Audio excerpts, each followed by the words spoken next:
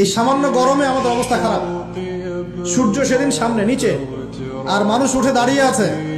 তাদেরকে 5টা প্রশ্ন করা হবে, যতক্ষণ পর্যন্ত প্রশ্নের উত্তর দিতে পারছে না, সামনেও যেতে পারবে না, পিছনেও আসতে পারবে না, পা নড়াতে পারবে না। এক, তোমার পুরো জীবনটা তুমি কোন কাজে ব্যয় করেছো? উত্তর কি রেডি আছে আমাদের কাছে? আমরা কি বলতে পারবো, হে আল্লাহ, আমরা আমাদের পুরো জীবন তোমার ইবাদত করে কাটিয়েছি? 2, তোমার যৌবন স্পেশালি তুমি কোন কাজে ব্যয় করেছো? তোমার যৌবন তুমি স্পেশালি কোন কাজে ব্যয় করেছো? যুবকরা কি উত্তর দেওয়ার জন্য প্রস্তুত আছে যে আমাদের যৌবন আমরা আল্লাহর পথে কাটিয়েছি?